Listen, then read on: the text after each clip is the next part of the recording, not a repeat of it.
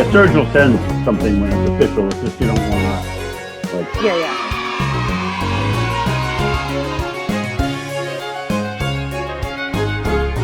So, I believe we are streaming.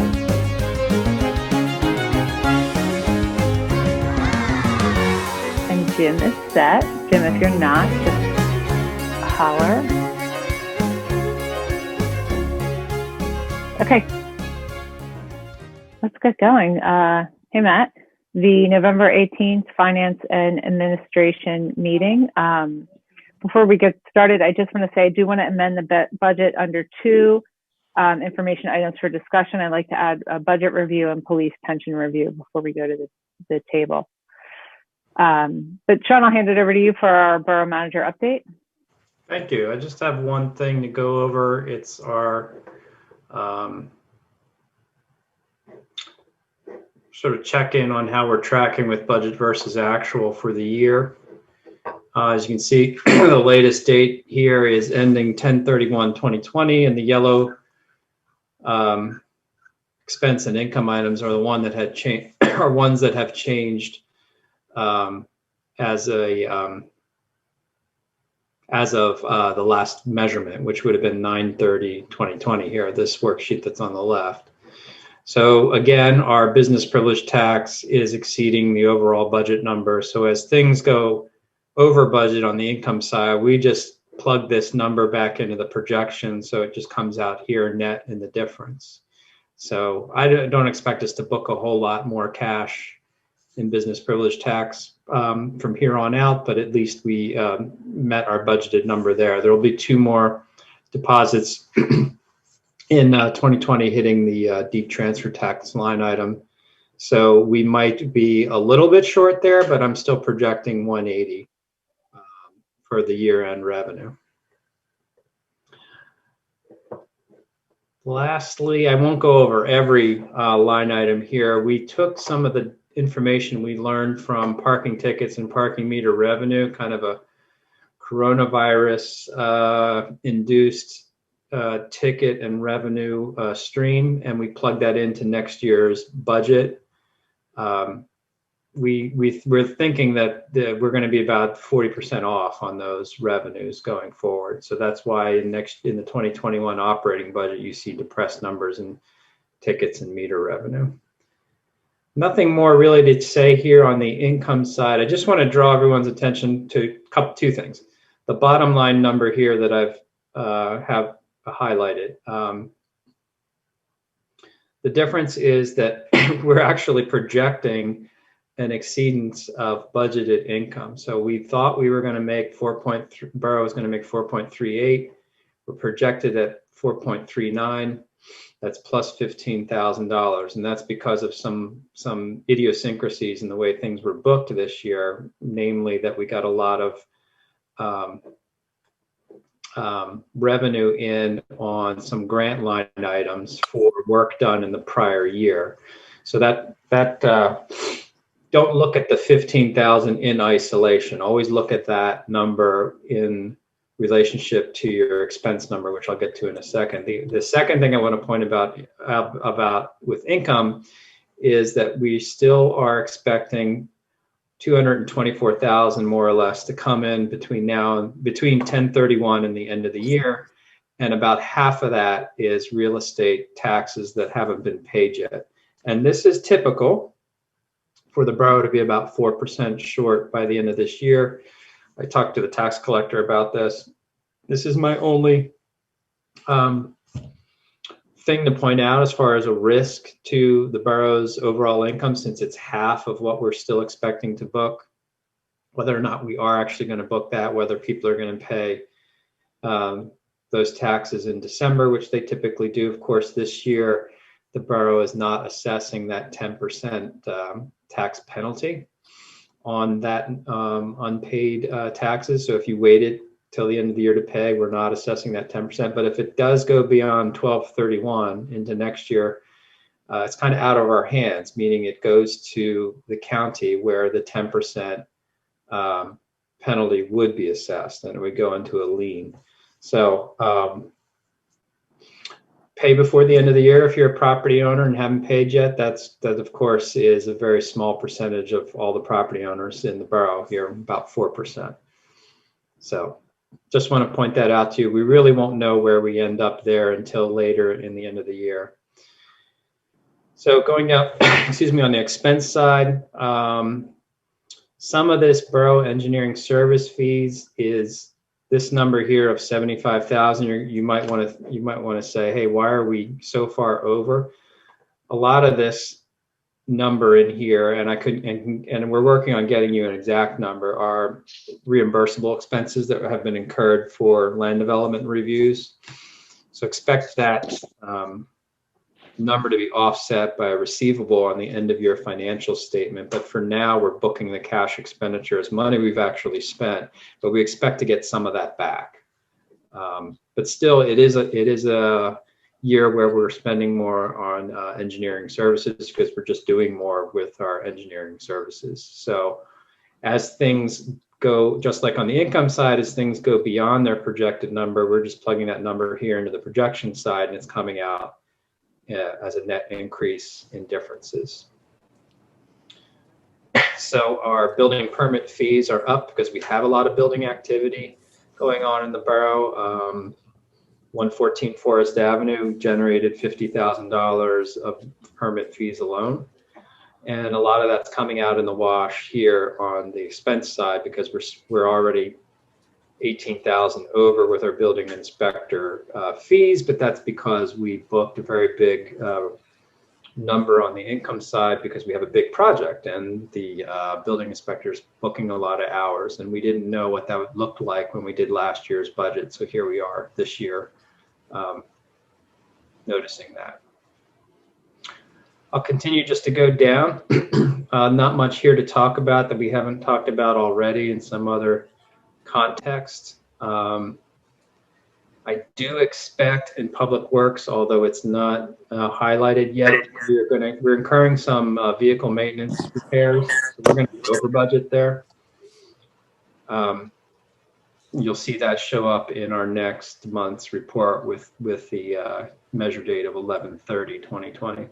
So bottom line, how are we doing? We're about 10,000, projected to be minus 10,000 on our expenditure side, and plus 15 on our, more or less on our income side, which means that our projected income is going to be about $5,000 for the year. So we are still in the black. What are our risks here is, should, and I hope we will, conclude the labor contract with the FOP. This number here, the police personnel base salary number, the shift diff, holiday OT, overtime, all these numbers would have to come up quite a bit because of pay that would be owed to the officers from the onset of actually the end of the last contract that we had. So we're looking at quite a bit coming in there. So don't look at these numbers here and think that you're going to finish the year at significantly below on base salary. We're going to hit that base salary number at least by the end of the year. We might even be a little bit over. So all in all, I think things are trending okay. We're still in the black, albeit very small number, less than a percentage point of the overall budget. However, that's good news. I don't see a lot of risk and threat at this point that I want to raise the alarm with anyone about. And as we get closer to the end of the year, just like when you're counting votes in election, when you get closer to the end of the count, you get more certain of the outcome. So is the same with our, I'm using the election metaphor because we've been talking a lot about it, right? So same is true with our budget versus actual. As we get closer to the end of the year, our predictions about where we're going to end up will naturally become more accurate. So there we are with our financials to date. Thanks. And Sean, can I ask maybe for you to even share that screen again as we move into our items for discussion, unless Fred, Mona, you have any comments on what Sean said. I mean, this really just rolls over into our first items for discussion, which is, again, another final review of that budget. Mona, I know you had some questions and comments. We also received a letter to be read from a citizen in reference to the budget. So I'd like to start there, and then we can move into that first information item if that works. Serge Ghosh sent a letter to myself and President Mudrick on 11/11. Dear council members, in review of the proposed budget for next year of the borough, I noticed that the budgeted expense for police is increasing ostensibly for the addition of or promotion to a role of a sergeant. This year is a sensitive time when, one, the nation and our borough has been protesting the violence that can occur when the police are asked to be our only first responders, and when, two, the borough does not have a budgeted funding increase for most of the other major parts of the borough operations, and when, three, the borough is not planning on increasing revenue through a tax increase. Surely at this time, increasing the budget line for the police and the borough is at best insensitive to the environment and to some members of the Narberth community, may be a bit of a, quote, slap in the face. My prior experience on council informs me that there may likely be some labor contractual requirements to promote a sergeant. However, responsible budget management should be independent of these kinds of specifics. I encourage council to not increase the budget line for police this year so that borough avoids making such a statement on where it stands for Black people or people of color in the borough. Then the council can allow the mayor and the chief of police to handle their budget allocation within their constraints. So I'd like to enter that on the record and then ask us to please consider those points when we review the budget. And Mona, I know you had some specific questions and thoughts as well in regards to ways that perhaps we could tighten the overall budget given the uncertainty of the pandemic and moving forward. Well, I guess first, in regards to that letter, I did read the letter. But I don't know, correct me if I'm wrong, Sean, I'm looking at the projected budget and our police department expenses are actually projected to decrease for 2021, not to increase. Correct? The overall police department budget? Is that right, Sean? I think you're correct. I don't have the budget Okay. in front of me right now. Okay. So I'm looking at it and it says, oops. Now, of course, I do that thing where I swished my fingers too far and it took it off. Let me put it. But Mona, can you share your screen? Okay. Yeah. Let me open it up again. I just closed it by accident.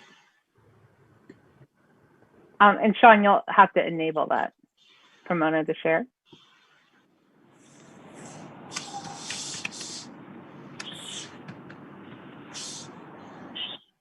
Oh my gosh, what am I doing? Something I keep doing. Unless you have it.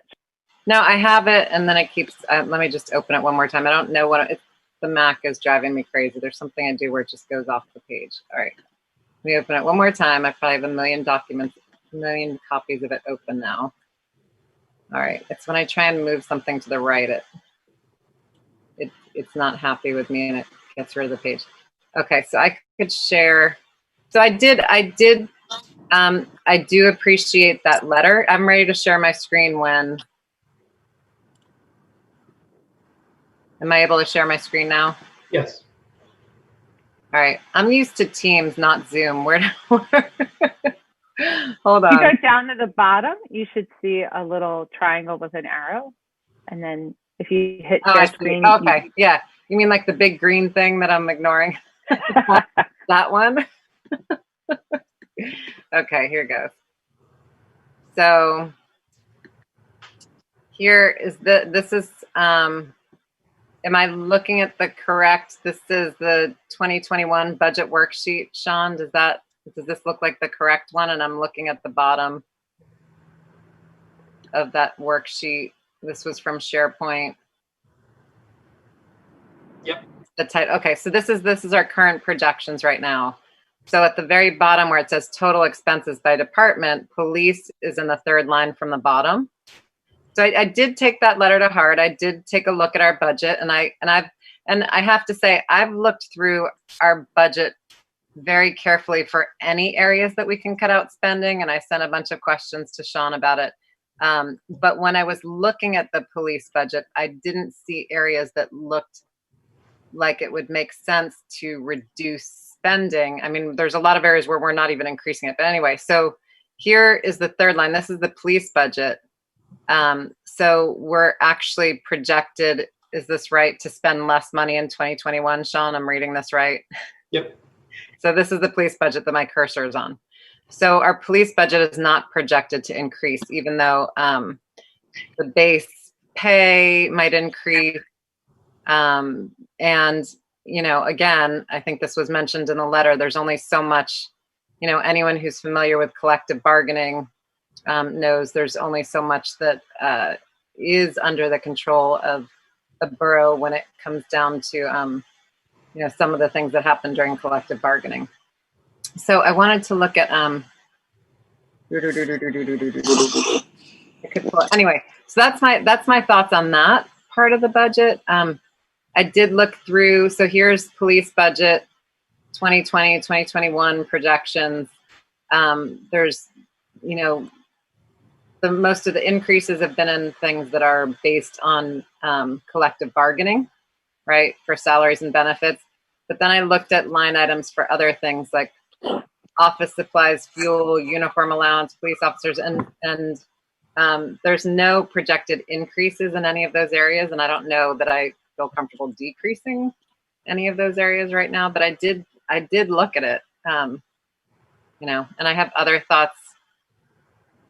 thoughts on areas of the budget. You know, at this point, it's like nickel and diming. I think Sean has done a fantastic job over the years at helping us to get our budget to a sound budget. And, but, you know, I'm always thinking of other ways to save pennies and things like that. And because to me, it's important that we try to see if there's a way that we could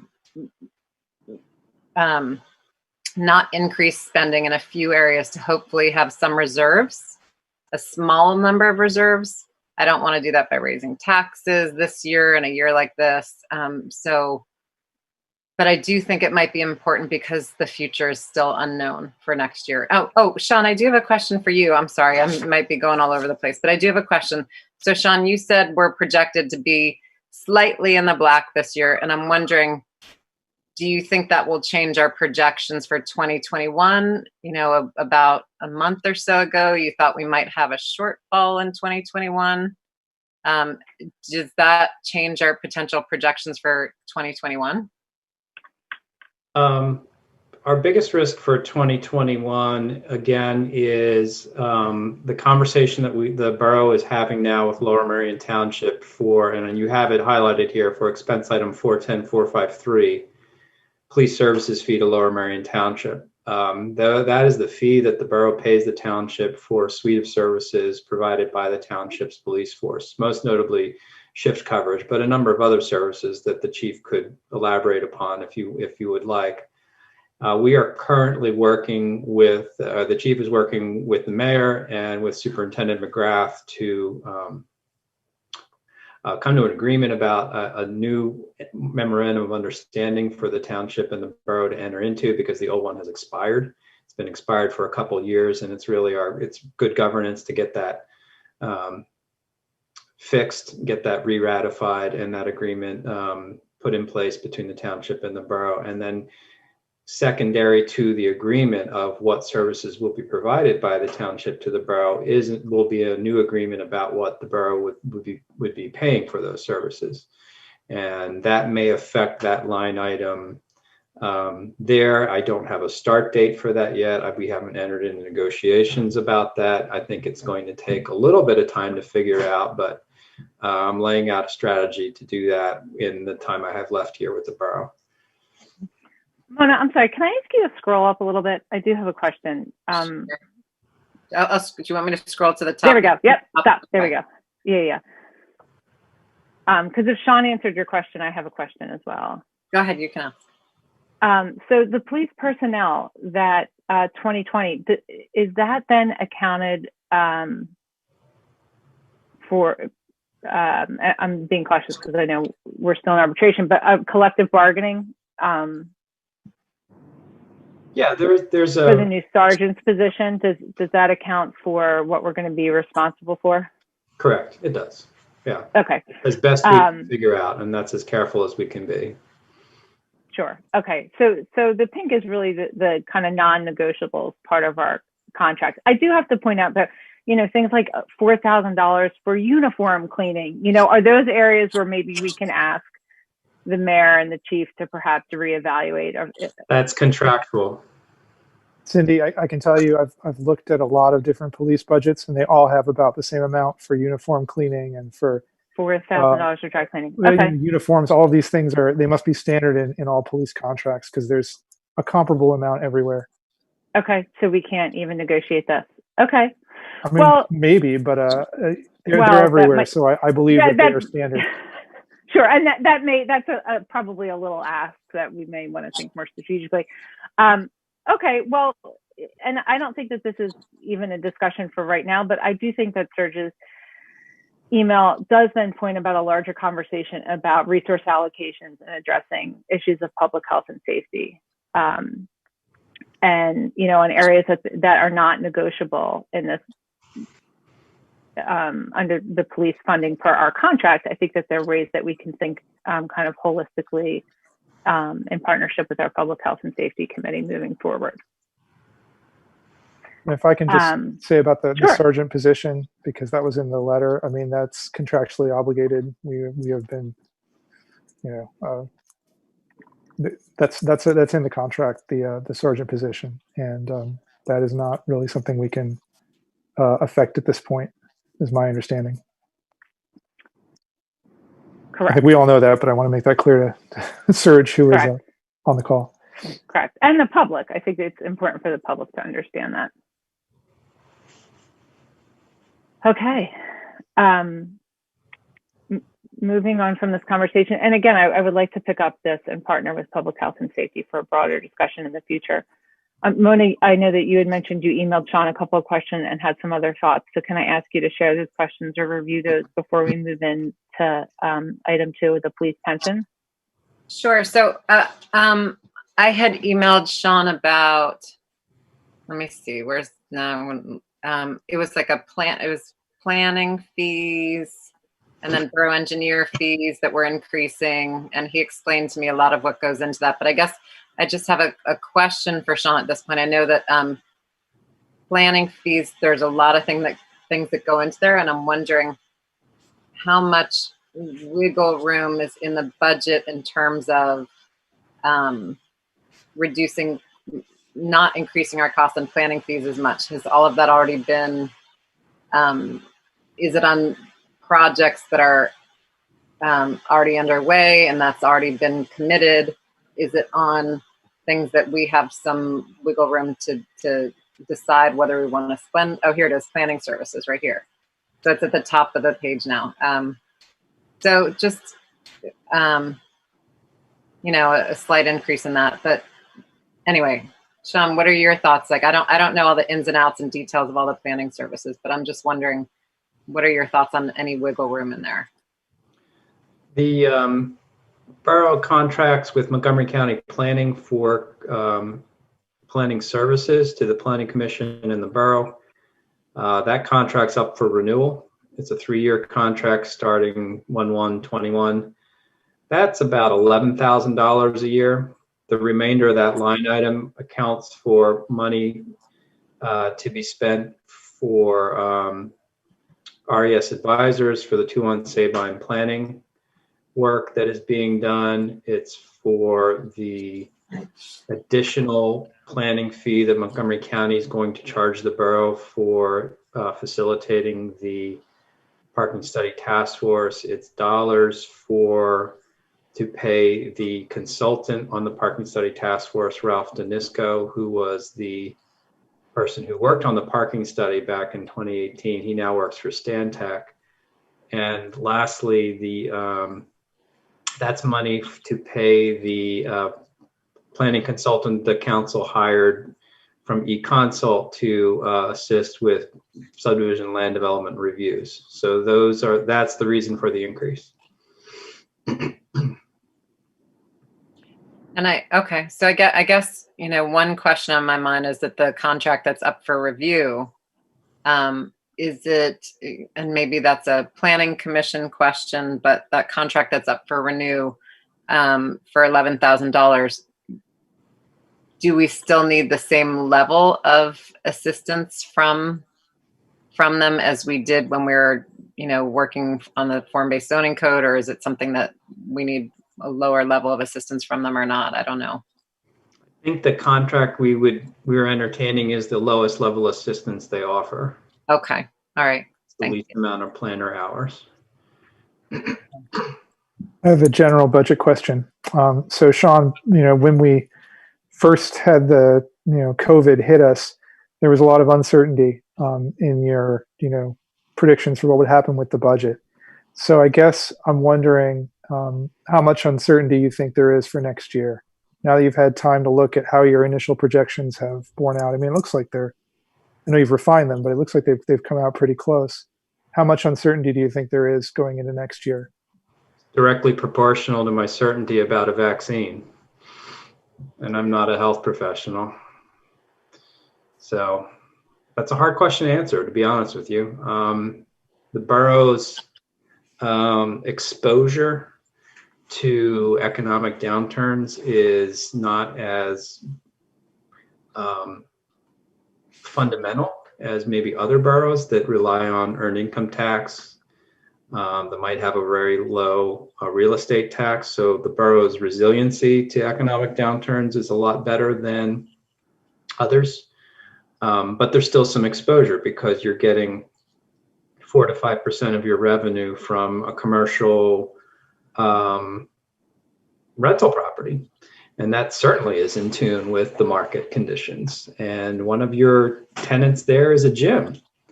And if you've been keeping up with what's happening with gyms in wintertime, that's going to affect that business. And it would be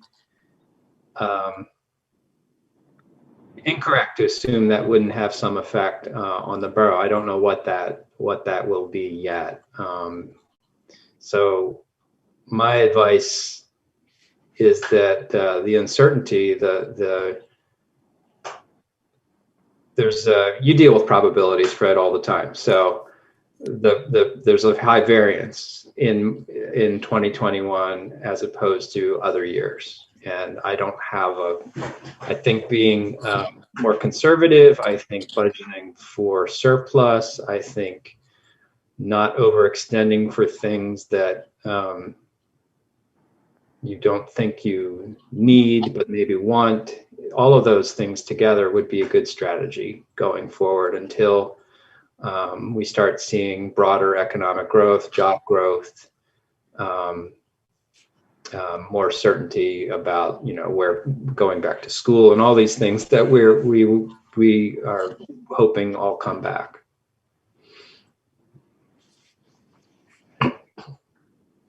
All right, thanks. Should I unshare my screen or? I don't have any more questions unless someone else does with the budget. Wait, hold on. So is that, I don't know, my thoughts were about the library, but I think that's a full council discussion tonight. Yeah. I do believe that's on our agenda, or that's a specific discussion point for the full table. So I suggest we just hold that there. And I had looked at the borough engineer's number, but it seems like that's increased because of different projects we're working on. And then Narberth ambulance, I was thinking maybe we give them what we had, what we had committed in the past, 4,000 for this year. But that's nickels and dimes. So. Okay. Sean runs a pretty tight budget. He sure does. Big ship. Then if there's not anything else here, I'd like to move into the police pension discussion. And Fred and Sean, you both sent us a lot of information to look at today. And Fred, I just want to point out one paragraph and kind of read this for the good of the group. You did an analysis of our investment approach. You shared the data and the information that the median state pension funds investment rates of return is 7.25. Only one state, Kentucky, has any funds with an investment rate of return below 6.5%, the lowest at 5.25. And you say, quote, "We are officially more conservative than Kentucky."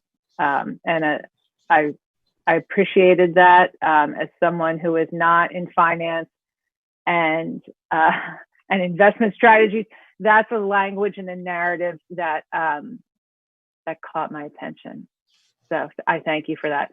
Can I just hand this over to you and Sean to give us another debrief? And this is again a conversation that we're going to have after 7:30. Sure. Thanks. And I believe it's apples to apples to compare our rate to these other states' rates. Yeah, I'm not sure. I mean, since it's on the agenda for the business meeting, I think I don't know, I'll just summarize my position. I think that right now we have a very conservative investment stance. We're assuming a 5% return on our investments. And in Pennsylvania, the best information I could get is that the average is about 7%. Most municipalities are at 7%, or well, the median is 7%. We're in the bottom 5% in terms of, bottom is the wrong word, we're in the most conservative 5%. And we're in fact at the lowest level kind of that the state recognizes. If we were to try to say, oh, well, we're expecting a lower return, we would have to justify that to the state, why we're expecting so little return on our investment. So 5% is the kind of the lowest level that the state thinks is financially prudent.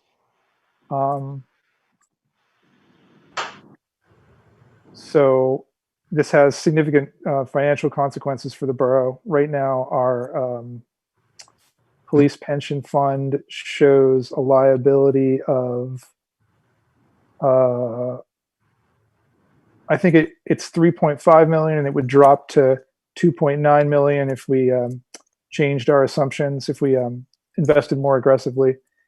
So basically, if we moved from investments that we think will give us a 5% return to investments that we think might give us a 6% return, that would save the borough $600,000 in the long run. That's what the auditor's calculations suggest. Now that depends on how investments perform, but that's what we would expect to see, I believe, based on the data we have here. And if you raised it more, there would be more of a savings. There would also be more risk. But in terms of what risk is appropriate, I think that's why I'm looking at this comparative data, because it's hard to just say, well, I don't know what the return rate should be. What's a safe rate on investment? We are more conservative than just about everybody out there, is what the data seems to tell me. I've been getting some feedback on this through the auditor, and through Sean, through the auditor, through the I haven't heard more from the trustees since we spoke last month, but that's where I stand. I feel like we should invest these resources a little more aggressively, bring it more in line with what everybody else is doing, and hopefully realize a higher return on the borough's money as a result. Sean, what am I missing? I thought the conversation we had last month was very good. So I really don't want to try and interpret the things that I heard come out. That conversation was really good. So I think that really laid out what the decision landscape is for council and what the important things to consider are, and the risks and the rewards of doing things. And I thought I think everyone on council should listen to that recording. Chris Wiegand is the chairperson of the police pension trustees and is also a professional money manager. And Dave Reed works with CBIZ, and he's the plan actuary who he's well versed in state law about the governs how pensions are supposed to operate, how they're supposed to be funded, the rules that apply to them, and his team of people calculate the net liabilities for the borough on a biannual basis, and also do the annual assessment for audit of our financial statements. So between the two of them and the conversation that happened at the meeting, I thought that really hit all the points. So yeah, and let me remind everybody that at the meeting, Chris was more pessimistic about the market. He seemed to have some concerns that the market performance would be down in the medium term. I think he felt that a conservative approach was correct. So I feel like I should point that out, that he's a professional. That's what he's saying. I think that his advice seems to be out of line with what other municipalities are actually doing. But that was his expert opinion on this. And the reason this is relevant is because Dave and his team will be analyzing our pension obligations and our pension strategy.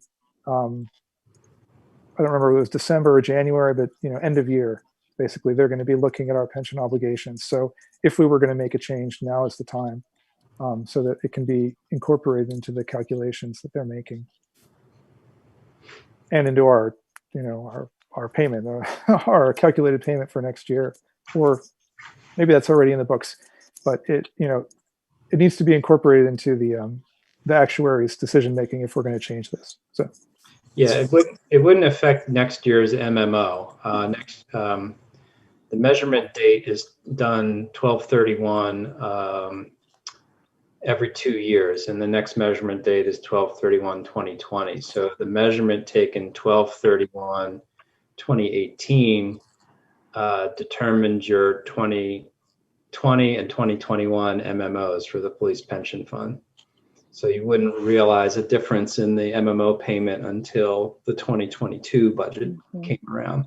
So the other thing with just if any of you all have spent time looking at boats in a harbor, or maybe you worked on a sailboat or something like that, the pension is like a big ship, and it heads in one direction, and once it gets headed in that direction, it's hard to move it, and it moves very slowly over time, and it's meant to be there for the long haul because it has long-term obligations to your current retirees, your current employees, and anybody who would be hired in the future and be paying into that pension. So it's in its conception meant to be sustainable. So it's something that's very big and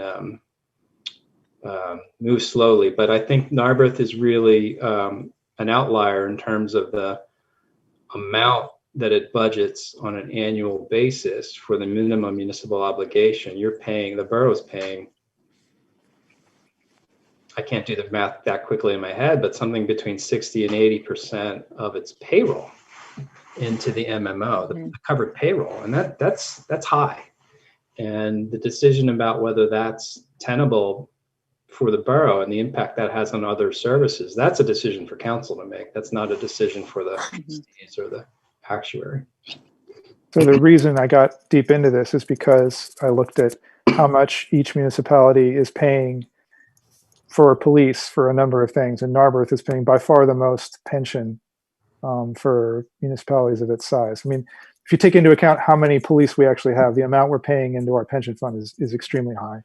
And there's several things that go into it, but one of the things is this assumption, or the way it's invested. That's the thing we have direct control over. So may I ask a question? Go ahead. So in the meeting last month, or our last meeting, last month, after listening to Dave, I thought, our actuary, I thought, oh, we should have a slightly more, we're too conservative in our investments. After listening to Chris, our police pension trustee, who's done, I think our trustees did a wonderful job of leading us through from what I've heard, I was not paying attention to council issues then, but they've done a good job they did a good job of leading us through the 2018 financial crisis. Oh no, 2008. Gosh, I'm getting old, right? 2008. So after listening to him, it made a lot more sense to me that when I invest as an individual, I'm investing that money and I'm leaving it there for at least the next 15 years, right? So it doesn't matter if the markets go up or down, because in the end, I can, you know, I can be aggressive because the market, it'll come back up in the end, right?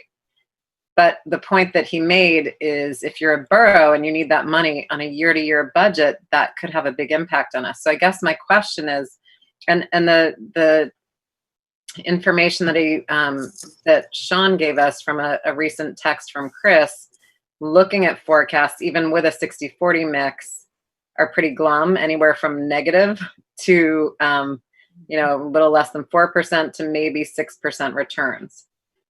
So I guess my question kind of for Sean is like, say our returns for the next 7 to 10 years, you know, if it's looking glum, the outlook right now, or just say it's even for the next 5 years, say we did a little more aggressive and then we were down by 25% on our hope for returns. You know, how would that affect our budget? I'm not sensing that we have a lot of wiggle room for this year-to-year risk. And I know we're going to discuss this again in council tonight, so maybe that's a question for later, but I'm just thinking about it. It's not, we don't have all these reserves.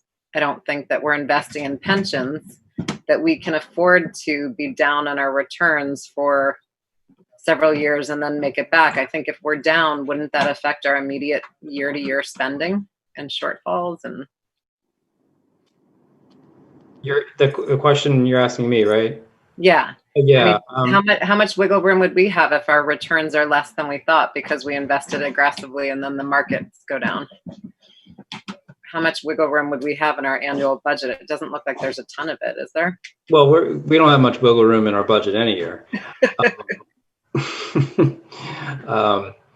That's just the truth, because we're a borough that's largely dependent upon property tax revenue, and it's a built-out borough. So fundamentally, you're not going to see a lot of fundamental change on the income side for the borough, which is a good thing in times like this. To answer your question, I guess it would be, let me answer it quickly and say, every 2 years, a measurement's taken. Someone takes the temperature of the pension fund and says, okay, we assume there would be this much covered payroll. We assume this disability rate. We assume this many. We assume this rate of return, this experience for the assets. We assume you'd have this many beneficiaries that we would still have to repay. We know their ages, and if one of the beneficiaries was quite old, there's a probability baked in that you wouldn't be paying that benefit anymore because that beneficiary may have passed away since the last measurement. All these assumptions are built into this measurement process. And you look at your actual experience, and there's normative experience, which says everyone lives to be 83. You're going to have the same amount of police contributing 5%. Your disability rates are going to happen at 0.05% of payroll, and you assume a rate of return of, say, if it's 5% or 7%. And then you take the temperature every 2 years, and you see if actual experience met your modeled expectations. And if it exceeds your modeled expectations, the projection forward has a steeper decrease in your minimum municipal obligation over time, so that at some point in the future, the MMO fully funds the pension plan. Fully funds means that on an annual basis, the only thing going into the pension are payroll withholdings and asset gains of the pension fund. And the only thing coming out of the pension are payments to beneficiaries. And the borough doesn't have to contribute any additional funding to its police pension fund. That's the target, long-term target. You can't do it all at once unless someone's going to come here and sign a $3 million check to the borough. That's the process. So if you have bad experience between the measurement points, bad meaning maybe you had a disability, maybe mortality assumptions changed, maybe your covered payroll increased, maybe you thought you were going to make 6%, but instead you made -10, you had bad experience. So that curve of MMO is not going to be as steeply going down. It might even bump up a little bit to catch back down a nice gradual slope. And there's assumptions built into future projections that smooth out all of these bumps in the markets that may make a 2-year return look bad. You know, a bad 2-year return, meaning you really underperformed whatever the rate of return was. It's not going to sink the ship, so to speak, going forward. It's just going to be smooth because there's things built in that smooth it out over a long period of time. Again, I just think think of it as a big, heavy 100-ton ship. You know, it's moving in a direction, and yeah, you have to captain it. You got to make sure it's going in the right place, and you have to fuel it and point it in the right direction. Absolutely, but it moves deliberately, it moves slowly, it moves predictably. So I wonder if we can almost hold the conversation then and move us over to the full table. Mona, I don't want to speak for you and correct me if I'm wrong, but I don't think you and I are going to counter Fred's recommendation or thoughts. We both, I think, resonated Chris's recommendation with us, and we said it kind of aligned with our own personal risk assessment. However, Fred, I will say, you know, even Aaron suggested, let's look comparatively at where are we with other municipalities.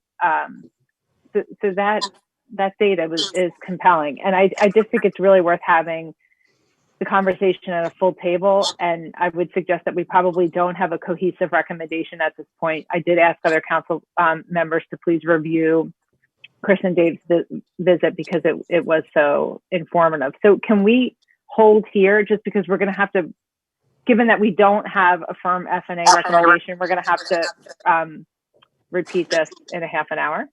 Sure. I'll just lay out my general suggestion, which is going to be that we move up to a point slightly more conservative than the average. So if we think the average is about 7, maybe we move to 6.5 or 6.25, but we kind of move toward the average, but still stay on the more conservative side, which is the advice of our trustees. Okay. That would be my recommendation. I think, I have to look at your email. I don't know if you sent all that to full council or just F&A, but if I can ask for you to, if people have time to look at it, but I know it was later. Okay, well, if I can ask you just to review that at the full council, that would be great. Sure. Okay, action items. I don't think there's anything here that we need to discuss that we'll take action on at 7:30. Sean, unless you have something that you need to add about any of these minutes, extension, land development, or 2021 operating budget, anything else you need to comment on? No. Okay, let's move to public comment. We do have 2 folks here from the public. If anyone would like to share something for the record, now's the time. Okay. I just wanted to thank you, Cindy, and the committee for looking into the details and responding to the concerns raised by my letter. Thanks. Thank you. And Fred, I did want to underscore, and I think that, again, just much appreciation goes to, I know we're trying to understand, you know, our police are a significant portion of our budget, and looking at where do we have any flexibility, and there is not a lot of flexibility that per the contract.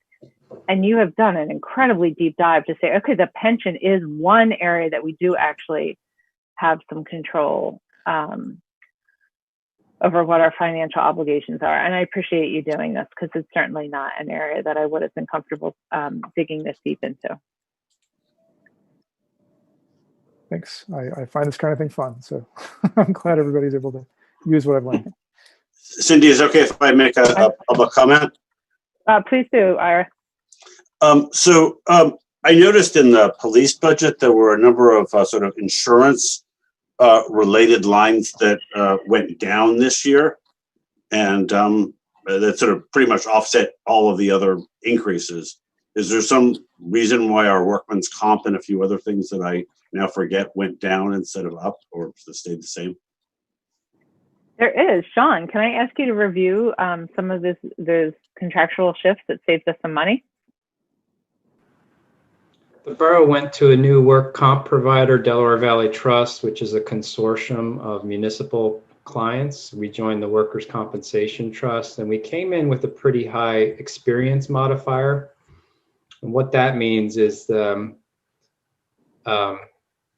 in layman's terms, it means the borough, when it started with Delaware Valley Trust, was paying 30% more for its workers' comp insurance than a typical borough would.